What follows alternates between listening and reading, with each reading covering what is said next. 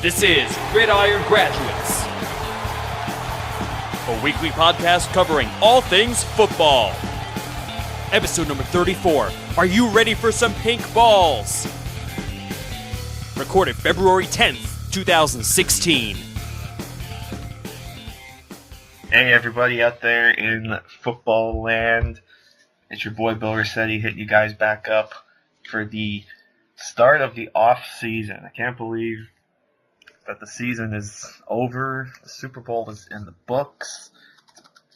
Pretty much a fresh start here on Gridiron Graduates. So welcome back, and welcome as always to my buddy Ian Wharton. What's going on, brother? Not much, man. Just knee deep in draft and off-season NFL work. As we talked about last week, obviously it's time to start looking back at the season and start kind of looking towards the major milestones coming at us this off-season. So things are well, and just looking forward to following up a Super Bowl that I enjoyed, at least. I know some people thought it was boring, but I thought it was a fun game. I thought it was interesting. Definitely some major things that happened that we'll talk about, I'm sure, tonight. Absolutely. And we'll touch on... What's that? Oh, no, but I am well, though. Yeah. And we'll touch on that in a second, but I really hate when people use the term boring for games like that, but I'll get to that in a second. First, I want to mention, though, some big news here with Gridiron Graduates. Very excited for this news.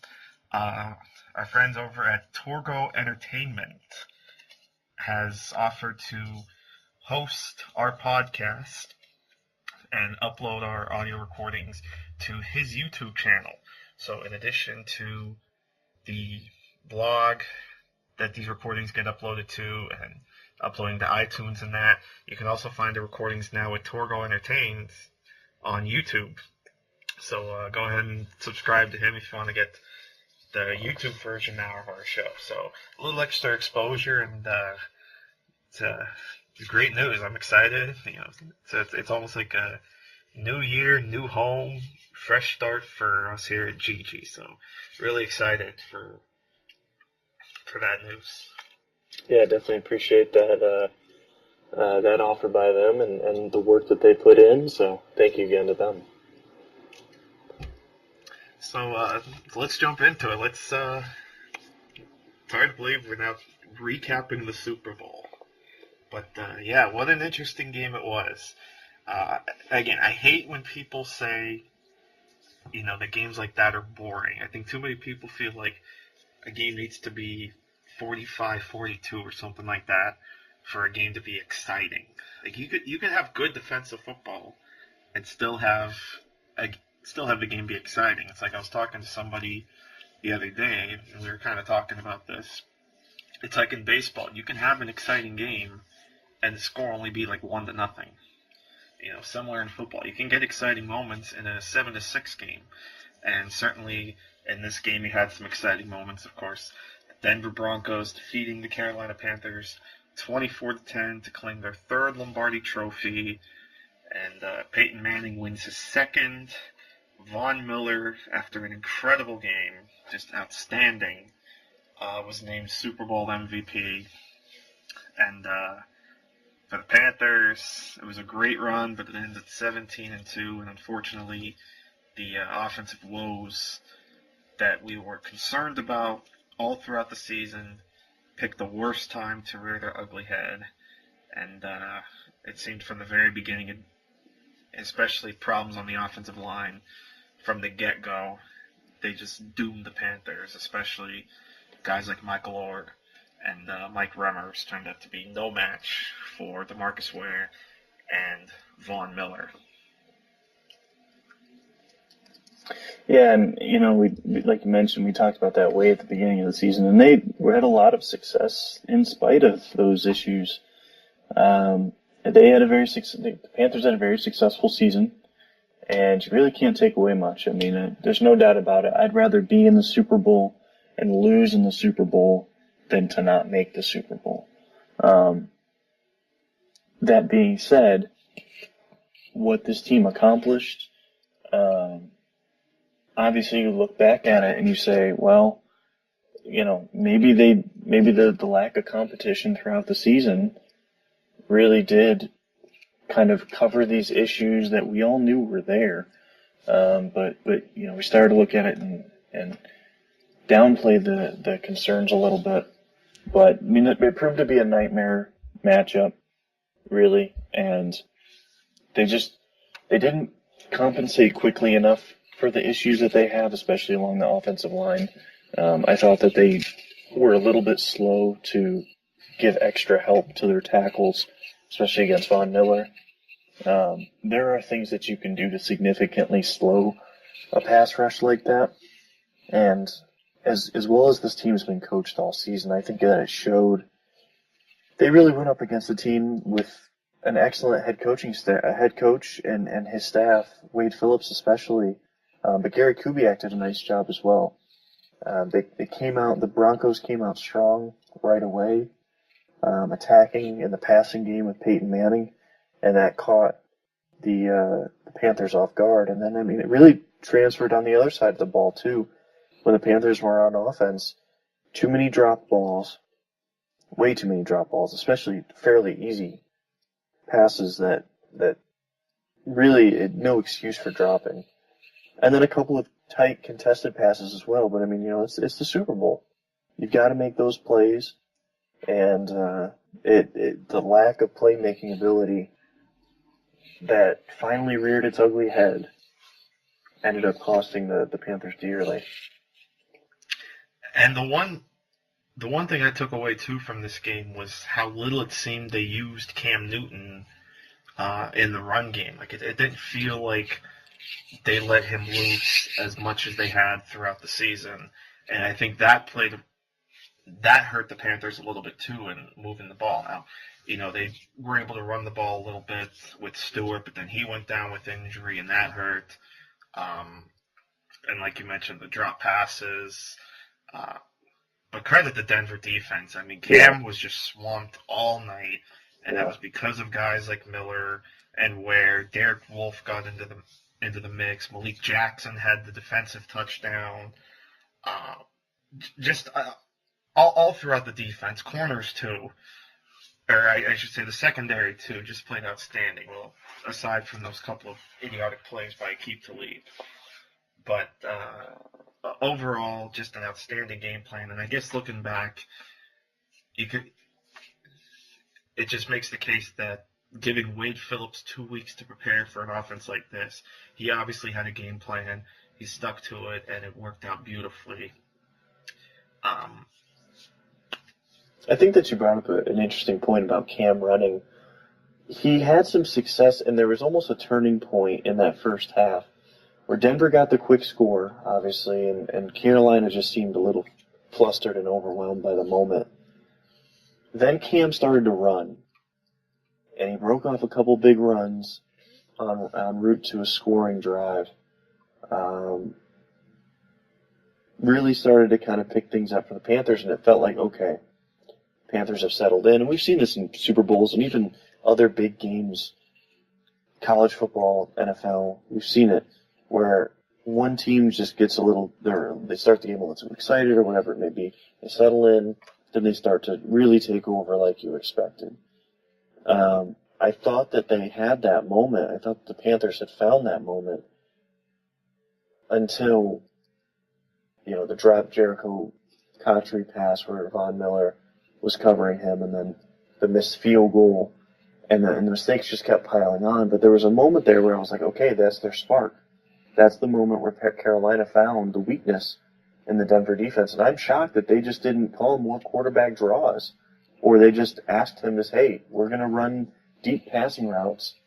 We want you to just run within the first couple of seconds. Even if it's not a design draw, just tell them, hey, your mindset has to change right here. You have to be willing to run and just get whatever yards you can once you feel like, the pocket might be collapsing. So it's one of those things where it's like, it's easy to go back and say that. But even in the second half, I felt that way, that hey, move the ball at whatever cost. And I noticed that too, though. It's a really good, I'm glad that you pointed that out. I was with you in noticing that there was just a severe lack of trying to run with Newton And I think that was a big mistake, especially facing that type of secondary. And there was definitely, late in the game when it was 16-10, and Carolina's getting the ball back, I'm thinking, well, Carolina might have a shot here. I had a deep down, I'm thinking Carolina could drive the field here, maybe get something going on offense and take the lead and feel like maybe they can win this game. But once again, the Denver defense stepped up, and I think that was the drive where Denver caused the turnover and they took over deep in Carolina territory and, of course, went on to score. And it's just unfortunate how it all played out for Carolina, but boy, what a game for Denver. And Peyton, though he never officially said it yet, but I think he's going to go out as a champion. I like, though, how he kept saying, I'm going to drink a Budweiser, I'm going to drink a beer tonight.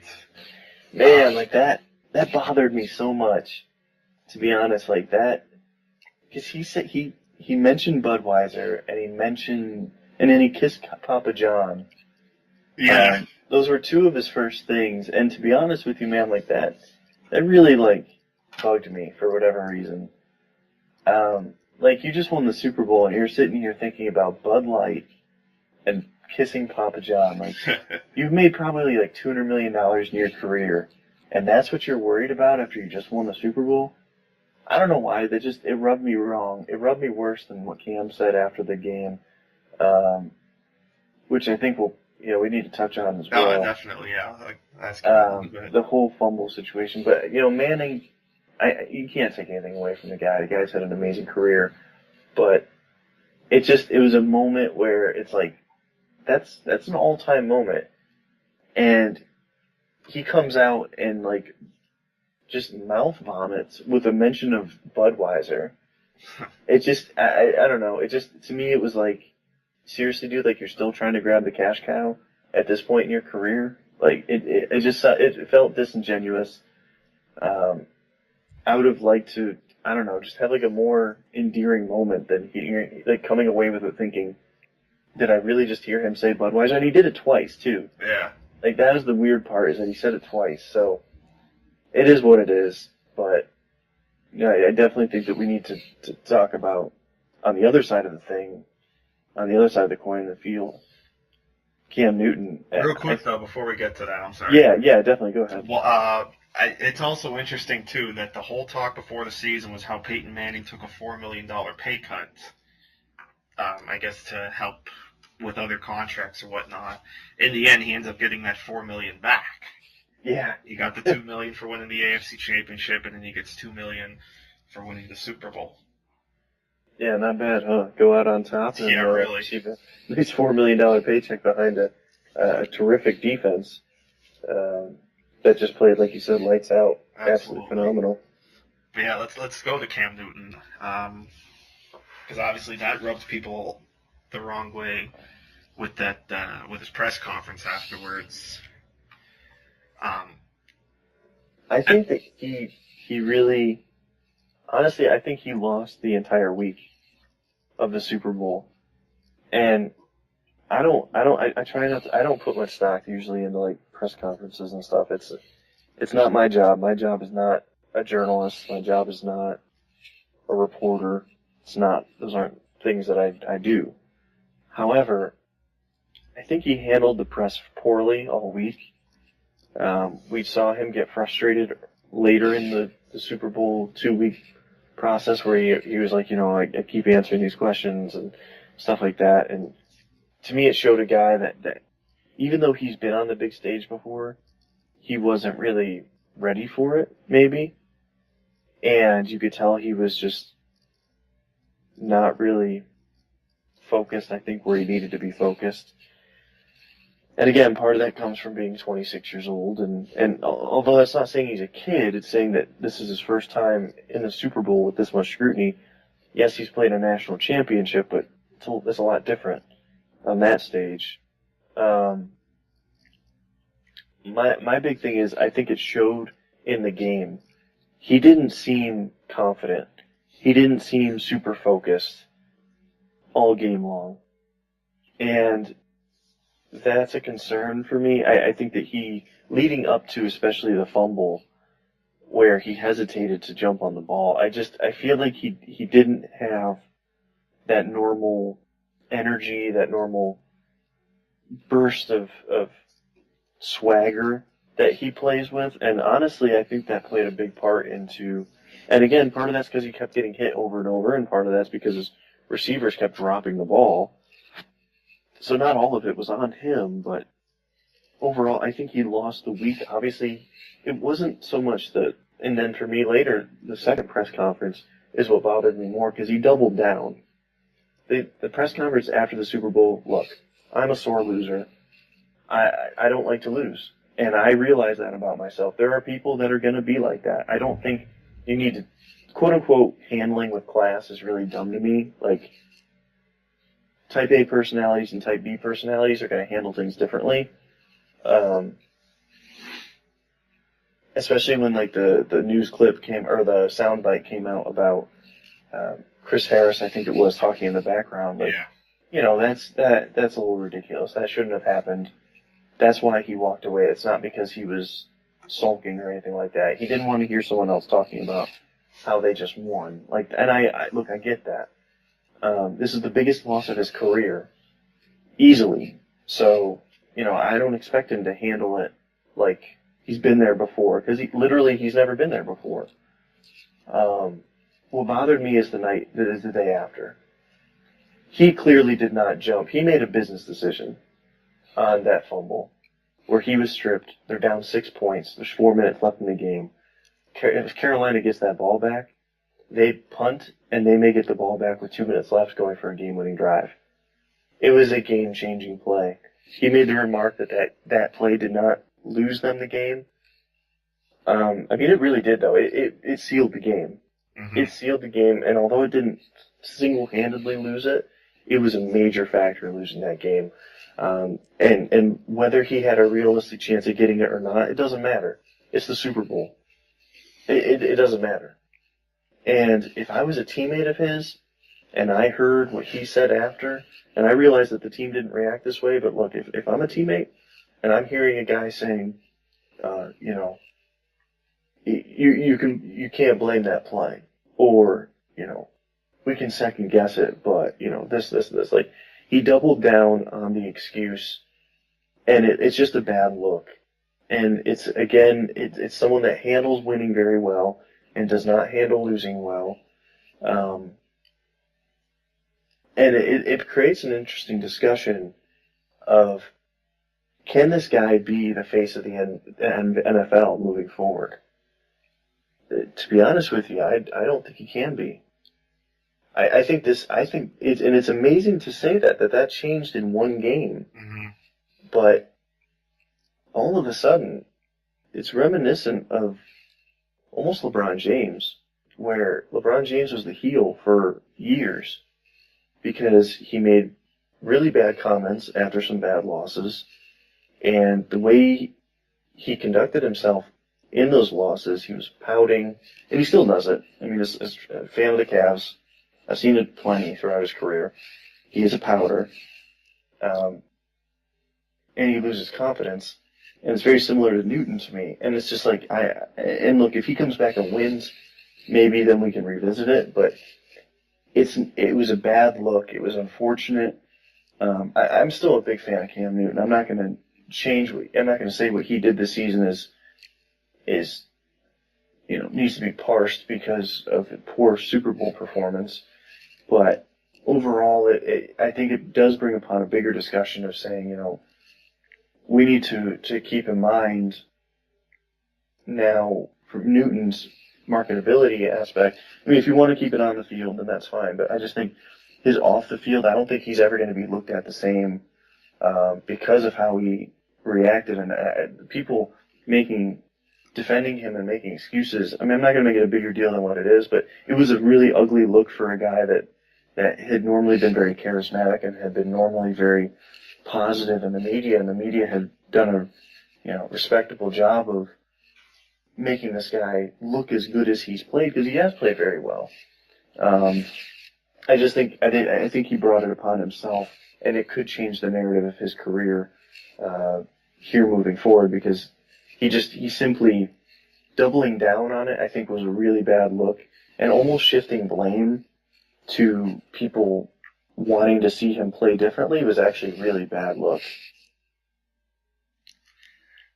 Yeah, and I'll say this. With the press conference after the game, on Cam's side, I understand he's frustrated coming off the big loss. But on the media side, I can also understand that they're trying to ask him the questions, and I can understand how they're not in full support of how Cam handled himself. Excuse me.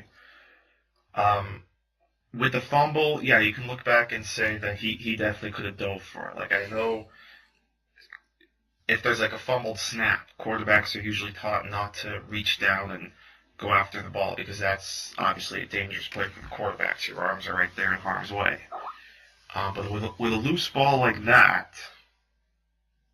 he can make a dive for it. I mean, it's not like this is, a 200-pound quarterback. Cam's a big guy, and he's taken hits how many times throughout his career.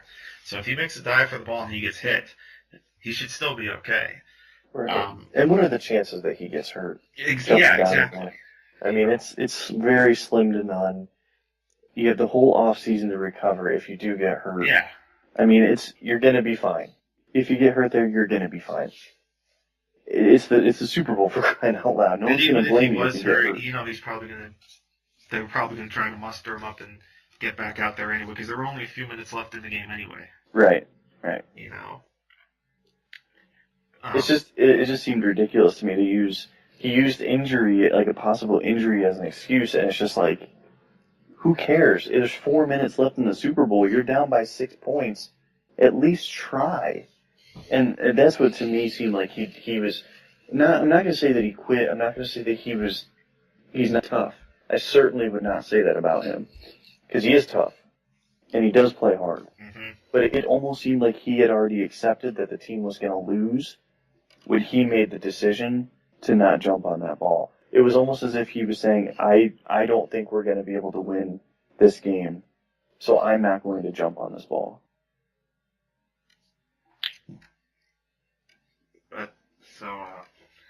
Yeah, crazy. Just a lot of crazy events, but, congrats to the Broncos, and Adam Schefter nailed it. He thought a couple minutes before the game that John Elway was going to say, "This one's for Pat," and sure enough, John Elway gets the trophy, and he said, "This one's for Pat." I also want to talk a little bit obviously off football topic a little bit, but still, let's talk about some of the other stuff that happened with the Super Bowl, like the commercials and the halftime show. First of all, we talked last week about Lady Gaga. I was so happy when the way she performed. Oh my goodness, how good was Lady Gaga singing the national anthem? And I'm thinking, I'm so glad she performed this well, because all those haters, they can just sit down and shut up, because that was just outstanding. If you're ranking the Super Bowl MVPs, you're going, obviously, Von Miller 1, you're going Coney Ely 2, and then Lady Gaga 3. I mean, she was awesome. She was awesome. Yeah. Like I mentioned last week, whether you're a fan of her radio music or not, or whatever it may be, that's one thing. But just to appreciate the talent, she was extremely impressive. I thought that she stole the show, really, especially when you compare it to halftime, which I didn't think was bad necessarily. But Lady Gaga, I mean, there's no way that she could have done better than that. She did a fantastic job. Absolutely. And real quick, I'll go back to, I like how you brought up Ely. In a losing effort, how good was it to see Coney Ely step up? I'm talking to a couple friends, and I was mentioning, this isn't Jaron Allen making plays or Luke Kuechly. This is Coney Ely. And I was a bit of a fan of Ely coming out of Missouri. I was a bit surprised he fell to the second round, but what a performance he put on. And I think it bodes well for the Panthers going forward for the future of their pass rush, because you're probably not going to have Jared Allen there anymore. Right. I'm not sure what the future is for Charles Johnson. I mean, I'm guessing he might still be there. I don't know his contract status off the top of my head, but Ely really instilled some promise for the Panthers pass rush. So it was real nice to see the kind of game that he had on Sunday. Yeah, and you mentioned contract status. So Charles Johnson's a guy, he's going to need a contract extension to stick around. He's worth way too much money because he's entering the last year of his deal. So he's going to have to be either extended or restructured for the Panthers to open up some cap space. And then Jared Allen is either going to be cut or restructured as well. He's got $8.5 million cap space that they can create by just cutting him, and I think that makes sense just to cut him. Yeah. Get that cap space. And then Ely's performance really is why. He's flashed throughout 2015. I noted in their game against Miami in the preseason, like, oh wow, like he looked really good. Had clearly made strides since being a rookie when he struggled to get on the field. So I was like you, I was a fan of him coming out of college. He's a really good player. Now obviously he was playing a backup tackle. Both the Broncos tackles are backups. Mm-hmm. But, nevertheless, he would have been the Panthers MVP, I think, had they won. So, very encouraging performance from him as well, and really gave Peyton all he could handle. Absolutely. So back to the entertainment. Yeah, let's touch on the halftime show. I think for me, my takeaway after watching the show was that the Coldplay performance was best when Coldplay wasn't performing. I didn't mind Coldplay. Like I recognize some of the songs, like Vida La Vida, I think it's called. Or Yeah, something like Vida La Vida, something like that. And then Paradise. I was like, oh yeah, I know these songs. Yeah. But then Bruno Mars came on, and that's when I really got into it, because Uptown Funk is a great song. And then, of course, Beyonce doing her thing. Now, I'll admit, I didn't recognize the song that she sang. I know I'm probably going to get a lot of heat for that. No. So it's a new song. It's a brand new song. Okay. So that's why it just came on radio stations here recently. Ah, okay. And I'm usually listening to CDs. I don't catch, today's hits much. So I'm not, too in tune. So maybe that's why I didn't recognize it either. But without a doubt, Bruno and Beyonce stole the show during halftime. I did like, though, too, how they had kind of a montage of past Super Bowl past halftime performances while Coldplay did that one song. They showed Michael Jackson, they showed Bruce Springsteen, Paul McCartney, among others. It was funny. I'm watching on Twitter and I see Mike Freeman tweeting something like, show the Janet clip, or something like that. I just laughing. I think it was like, show the Janet clip, you cowards, or something like that. Yeah, I was with you. I'm not a fan of Coldplay. I respect what they do, but it's just not my type of music. I'm not really into that. I just thought it was a weird choice to begin with. I don't really understand why you pick. 50th. Yeah, I mean, I understand, they're a huge band, and if listeners like them, I'm not saying anything negative about them. It didn't make sense to pick a kind of a boring performer. They're pop rock. They're not really catchy in terms of Bruno Mars is, Yeah. or even Beyonce, where it has some rhythm to it and it's really catchy. They don't give off that same. They're not that style of music. So it was a strange decision to start, and they weren't bad because at least the singer, he was running around and trying to be active, and I give them credit. Yeah. For doing their best. They're just not that style of music. So overall, I mean, it was okay. I think they just should have brought in a new act. I don't think the Bruno Mars Beyonce thing, quite frankly, made much sense in my eyes because, I mean, reality is they just had those two a couple of years ago, in the last couple of years, so I don't know why you bring them back, but I agree with you, though, the montage was really cool. They just kind of go through cycles as I was watching that part. Like, they go through cycles of, like, the older rockers, and then they went with, like, the more current music and hip-hop, and then now they kind of went with, like, a mix. They can never get it right. I mean, people will dislike it no matter what. Yeah. I thought it was pretty weak this year overall. Just because Bruno and Beyonce, we've literally just seen them in the last couple of years. So for me, personally, I thought it was just a little, it just felt a little repetitive. And the Coldplay aspect was just so strange. It was so strange to me. I never once will that make sense to me. And their whole tagline, too, was that this is honoring the past, present, and future. Well, we saw the past with the montage, and I guess these guys represent the present. Yeah, I don't Where's the future coming? Future, right. I don't know. And I think did I see somewhere that, like, there are some fans that are paid to, like, go on the field during a halftime show as kind of like villains or something? It would make sense. Especially because you don't want just like random drunk people going on.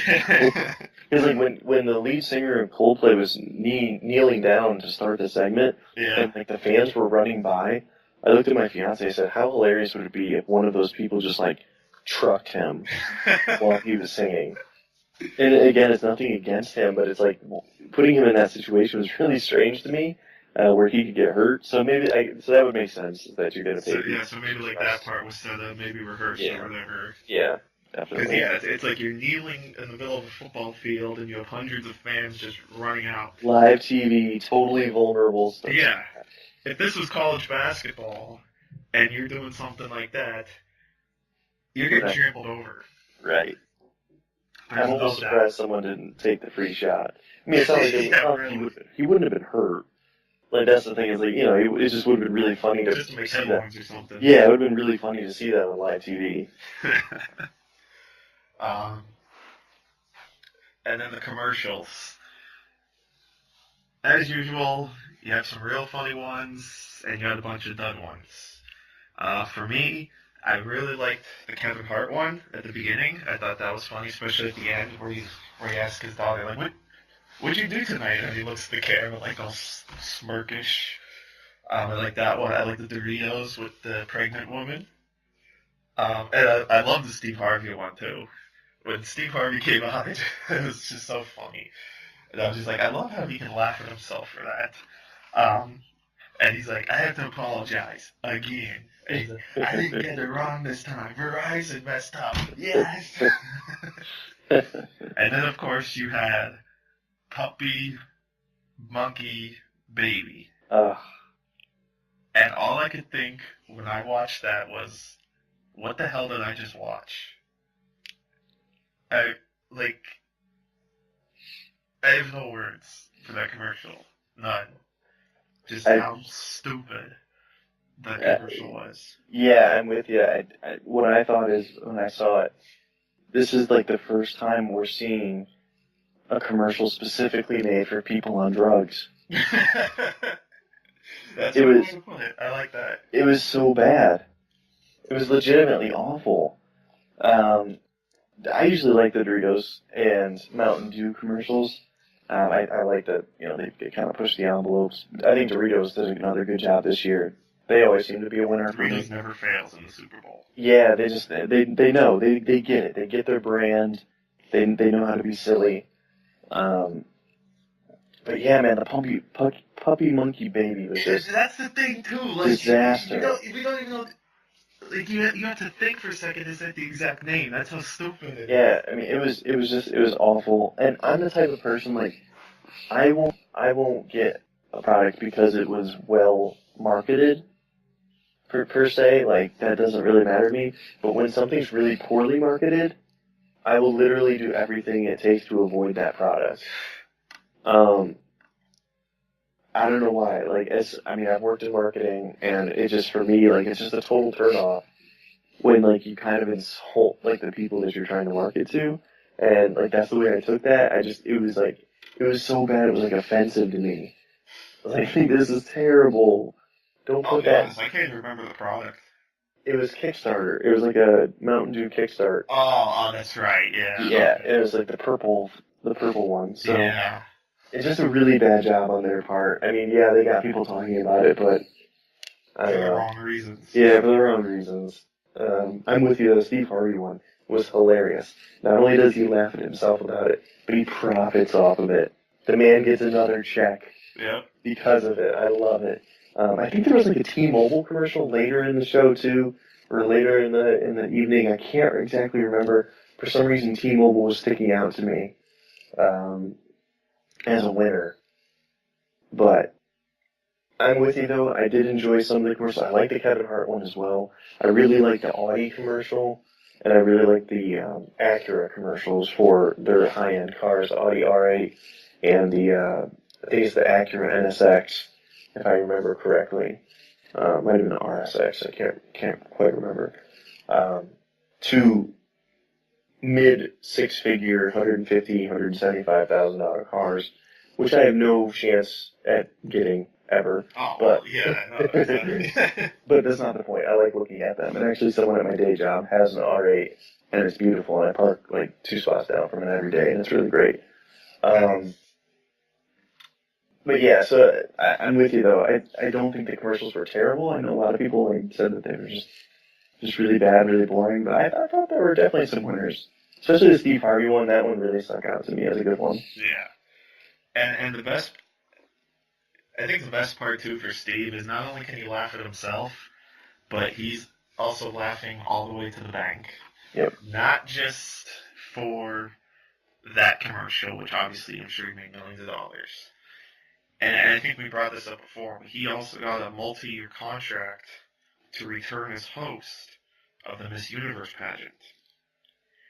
Plus the money he makes for hosting his talk show, plus the money he makes for hosting Family Feud.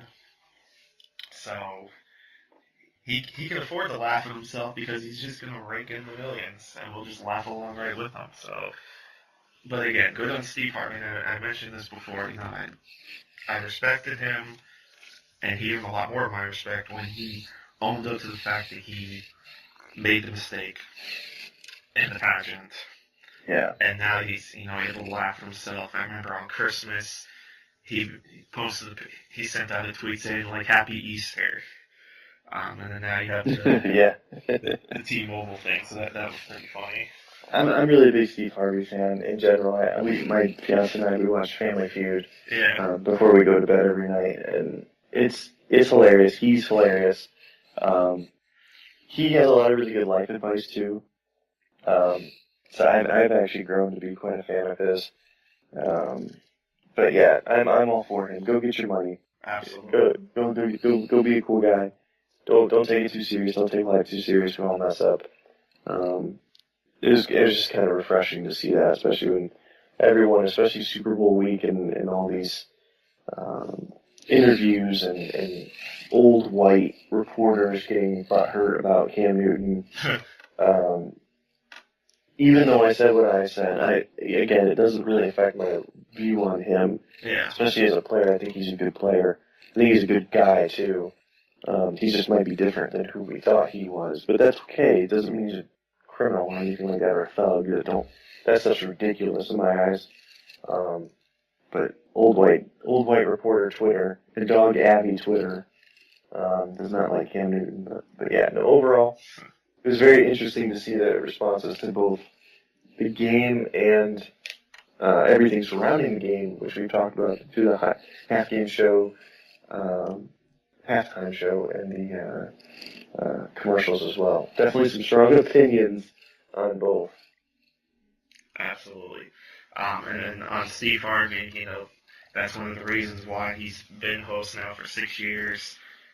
And he has a new contract that's going to lock him up through, I think, the year 2020 or 2021, which, and I might have said this on this show before, but if he lasts till the end of that contract, this will actually make him the longest tenured Family Feud host in history. Longer than Richard Dawson. Wow. Right now, he's just about tied, I think. He's either, I don't know if he's like just past, or he's pretty much around the same time length as Ray Combs, about 6 years, which ties him for the second longest tenured feud host. I think about 3 more years would tie him with Richard Dawson, and then 1 more would make it the longest consecutive tenure, because Dawson had the 9 years originally, and then he came back for 1 season in the mid-90s. But yeah, so good for Steve Harvey. And also on the topic of game shows, The Price is Right did a Super Bowl 50 themed episode on Friday.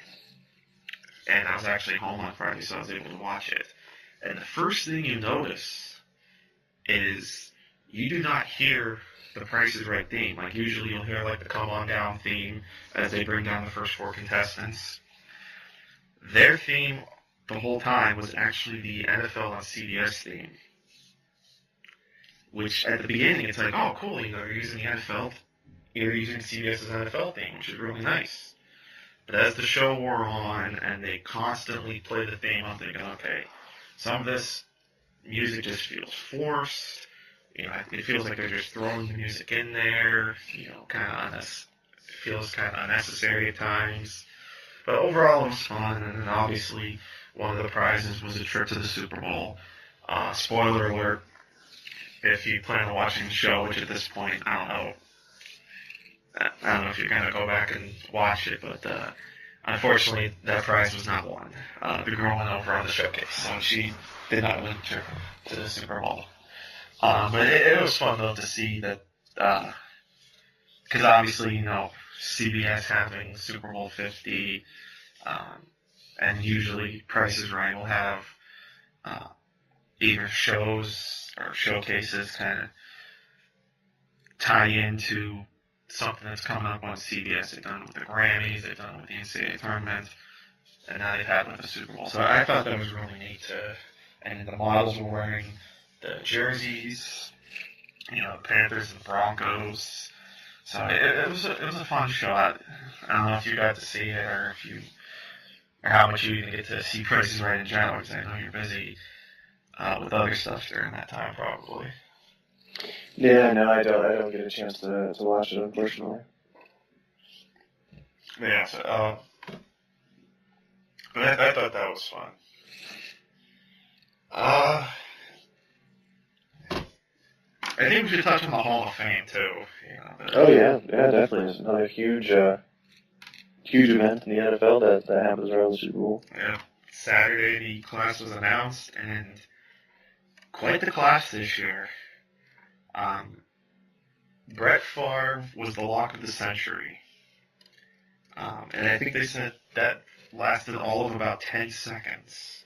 Yeah, and the argument for him went for 6 seconds, which I don't even understand. It literally took like 6 seconds since the time I just said Brett Favre got in. Yeah, like, I don't know, the guy probably went up there and just said, it's Brett Bleefing Favre. Probably. And that's it. It's like, that's really all you have time to say. Like, okay, our first nominee is Brett Favre. All in favor? Aye. Okay, he's in. Yeah. Like, that's crazy. Like, 6 seconds. Like, but again, he was the lock of the century, so we knew he was going to get in. Kevin Green's in. Tony Dungy gets in, the former coach. In fact, it's going to be a good night for Colts fans. Tony Dungy, the coach, and Steven Marvin Harrison, as Chris Berman likes to call him, also getting inducted. So I guess it was like Marvin's turn, per se, at wide receiver. And Orlando Pace, one of the top tackles in the NFL, of course, a member of that Greatest Show on Turf they were the modern day inductees. Then you had Kenny Stabler and Dick Stanfill as the senior inductees, and then Eddie DeBartolo Jr., former owner of the 49ers, also getting inducted into the Hall of Fame. So, quite the class going in August. Favre becomes the first quarterback in 10 years to be enshrined. Overall, though, this is a really strong class, and it's starting to make us feel kind of old because these are guys that not too long ago we were watching play as we were growing up. Guys like Favre and Marvin Harrison. We watch Tony Dungy every week now on NBC, so it's going to be a fun weekend, I think, in August. Yeah, I thought this was a pretty good group. Obviously, Harrison, I'm glad he got in. I was a little skeptical on Tony Dungy. To be honest, I know he's accomplished a lot. Hall of Famer, though, I don't know. I feel like that his relationship with the media may have benefited him there, and maybe that's just me underrating what he's accomplished. I don't know. Marvin Harrison, to me, is a clear guy. Orlando Pace, obviously a clear guy. But Brett Favre, no doubt. Most of these guys were no doubt about Hall of Famers. Kevin Green, I know he's been up for years for the Hall of Fame, and obviously, didn't get a chance to watch him, but a lot of people vouch for him as being an excellent candidate for the Hall of Fame, so I'm happy for him, of course. He's been a guy that's been, I can at least remember, constantly being mentioned as a should-be Hall of Famer, so with that in mind, I'm glad that he finally made it. Only one that really stuck out to me, though, a little bit, was just Tony Dungy. I was just like, man, really? Hall of Famer? I don't know. Maybe it's just kind of weird for me with coaches, too, especially coaches that get elite quarterbacks for most of their careers. I know what he did in Tampa Bay was very impressive, but also the year after he left, the team won the Super Bowl. And he never stayed to finish the deal. Yeah, so that bothers me a little bit. I don't know. And again, maybe I'm just being a little picky and such, but if he didn't get Peyton Manning, is he any different than Lovie Smith as far as how his career turns out? I don't think he is. I don't think he's anything special as a coach. I think he's special as a person, and I think that his relationship with people is phenomenal. He's more of the Tom Coughlin type coach, which I think definitely has a place in the NFL. We know that style works, where you have excellent assistants and you're more of the relationship manager. I think that style, there's nothing wrong with that at all. In fact, I may argue that might be the best style of a head coach if done properly. So I don't know. It's an interesting discussion. I think that would have been a fun discussion to be a part of, or at least to listen to hear the pros and cons from people that maybe are more aware of what he's accomplished than maybe what I'm thinking off the top of my head. I just know it's always stuck out to me that Tampa Bay won a Super Bowl the year after he left. And certainly one of the notable non-inclusions in this year's class is certainly Terrell Owens. And there's a lot of people that think he should have been the first ballot Hall of Famer, but I guess, here we go with this wide receiver logjam again. It's almost like, whose turn is it to get inducted? So maybe next year's the year for T.O. I know there's certainly some good names coming up that are going to be eligible. Brian Dawkins is eligible. LaDainian Tomlinson. Those are just a couple names offhand that I remember seeing. Donovan McNabb's eligible, but we know he's not getting in, at least not first ballot. But so it'll be interesting to see if next year's the year for T.O. But I think he should get in. The numbers the numbers speak for themselves. I understand people may look at, how many teams he played for in his career and how some of his tenures ended. Certainly things didn't end well in San Francisco, things didn't end well in Philadelphia, but overall, the numbers are what they are, and they should be enough to get T.O. in. Yeah, I mean, it's amazing to me that that's even a discussion. Like, he's the top 5 receiver of all time. If you look at the numbers, it's crazy to me that Lynn Swan's out here saying that, of all people, T.O. shouldn't get in. I mean, you compare their resumes, and it's not even a discussion. Like, by far, T.O. has a stronger resume than really anyone that you'll see besides Randy Moss. And, of course, the great Jerry Rice. So it was really interesting, and I think that it'll be interesting to see where T.O.'s candidacy goes. I think he should be first ballot, personally. And I think that eventually when he gets there, I think Calvin Johnson, eventually in 5 years, I think he's a first ballot guy, too. We're a ways away from that. We're 5 years away from that. If he ends up retiring, which is, I don't know if that's a guarantee, to be honest with you. When I see it. Yeah. I mean, I respect him if that is the decision that he makes. I hope that whatever decision he makes is the one that he is most happy with. Yeah. I'm sure it will be. Selfishly, I'd love to see him continue playing football. Say that, yeah. Yeah, I'm not going to sit here and say that, what he should or shouldn't do. What he should do is take care of himself and his family, and he certainly has done that to this point in his career. I love to admit it. It's just crazy because we're losing Calvin Johnson. We're losing Charles Woodson.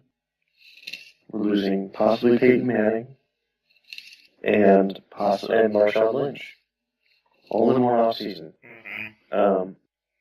Those are 3 bona fide Hall of Famers, and maybe 3 of the top 5 players ever at their respective positions. Calvin Johnson, I think, is a top 5 receiver of all time. Charles Woodson, I think, is a top 5 safety of all time. And I think Peyton Manning's a top 5 quarterback, maybe of all time. And he may be, if he's not top 5, if those guys aren't top 5, they're right in that discussion. And that says a lot about him. I think that it's an interesting discussion about Marshawn Lynch. But maybe we'll have that. I don't know if you want that discussion another day. Just because I don't have any of the data here in front of me, but there's a lot of running backs in that category where he is. I think Lynch had a higher impact and a higher ceiling when he was playing his best, compared, because there are some guys numbers wise like Corey Dillon, Chris Johnson had similar career numbers, but I don't think had the same impact. But that's such a subjective thing that it's very difficult to gauge. But at least for Woodson, Johnson, and Manning, I think those 3 guys are first ballot shoe-ins for Hall of Fame, at least from what I've seen in my lifetime. Absolutely. So, we all want to see Calvin play at least one more year, I'm sure. But if he does hang it up this year, we're looking at a stacked class of 2021 for the Hall of Fame. Because I would say there was a very good chance that those 3 guys are going to go in together. Peyton Manning, Charles Woodson, and Calvin Johnson. That would be just one hell of a lineup. I would certainly pay to see that. And I'm certainly looking forward to Terrell Owens' speech when he gets in. Maybe at that time we'll finally be able to retire the Jordan meme, the crying Jordan. Yeah. And maybe it'll be crying T.O. For the love of God, though, I really hope we do retire the crying Jordan. How is that not stopped by now? I don't know, but it's terrible. It really is terrible, folks. That's the one downside about Twitter, I think, too, is they love to like push things way past their expiration. Yeah, everyone's beating a dead horse Yeah. constantly with that stupid meme. Like, honestly, I don't even think it's that funny. Like, I never really found it that funny. It's just I'll be honest, I've kind of forgotten where that even got started, too. Yeah, I don't even know when it really got first get started, but At this point, I don't really care. Yeah, it's been I around just for want it like to be over with. it's been around for like 3 or 4 years now. It's time to find something else. Maybe use like that Eli face.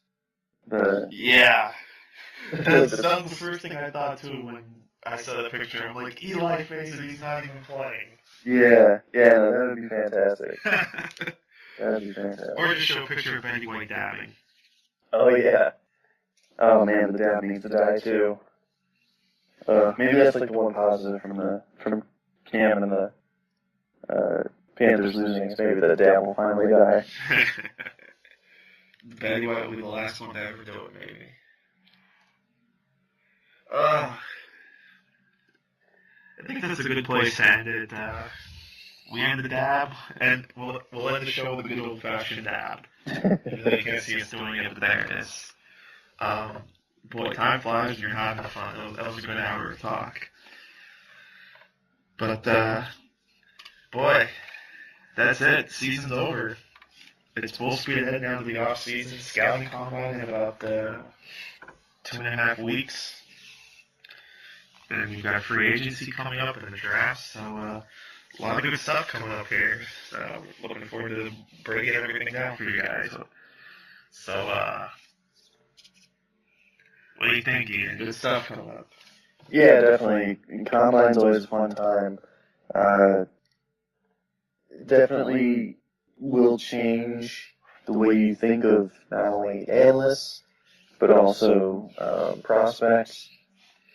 I personally don't put a ton into the combine. I think that it is important to note things. People that you are maybe split on as far as the film, I think it's a useful tool to kind of sway you one way or the other if you're on the fence. Yeah. It may force you to go back and watch things and see what you missed. And I do believe in playing the percentages in the draft. If there is a data set that says, 70, 80% of these players that don't meet this criteria are not blank, and you feel very strongly the other way, I wouldn't say change your opinion necessarily, but at least be open to the argument, because the reason why that data is there, or why we know that these trends go this way, is because the data tells us that there's strong correlations. Jim Coburn, at Jim Coburn1 on Twitter, is a really good follow for some of this information, among other people, but I definitely recommend him. He's got great data mining and charts to kind of to show where all pros come from, what measurements they have, the correlations between some of these things. It all matters. Make no mistake about it, it matters. And that would be my only advice as someone who's covered this stuff. Don't put too much stock into it, especially stuff like Spark and stuff like that, because those formulas are flawed. Don't change your entire process just over athleticism. As good as athleticism can be, it's not everything. But I would also say don't cape for guys too often that are quote unquote they're just good football players, because people that are just football players will become just football players. Like, they'll become really, just a guy. So, stick to your process. Always try to learn, especially from the combine. There's lots to learn from it. And, enjoy this major event, because the combine is a big deal, because I will say, if you're looking specifically at one team, it is extremely important. If you've had continuity in your front office for a few years, you can use the combine as a great predictor for who the guys are that your team will be interested in and the guys that you won't be interested in. Every team has certain skill sets or size criteria that they look for, or measurement criteria that they're basing their picks off of. So teams that have been very consistent with their management especially really stand out in that regard. And you can really predict it. A good example would be Green Bay and cornerbacks. They never have cornerbacks that are less than 5'11". So if a cornerback measures less than 5'11", you can guarantee that they're off the board. So it's stuff like that's very interesting as the combine comes near. Absolutely. We'll definitely dig deeper into that in the coming weeks. So that'll wrap it up. Thanks so much for listening. And again, thanks to Torgo Entertainment for being the new home of Gridiron Graduates. So you can check us out there. You can check us out on iTunes, Stitcher, and TuneIn Radio. Comment, subscribe, let us know what you think. Hit us up on Twitter at NFL Film Study, at Bill_Setti. For Ian Wharton, I am Bill Setti. Thanks so much for listening and enjoying the ride for us. We'll see you next week right here on GG. Until then, take care, my friends.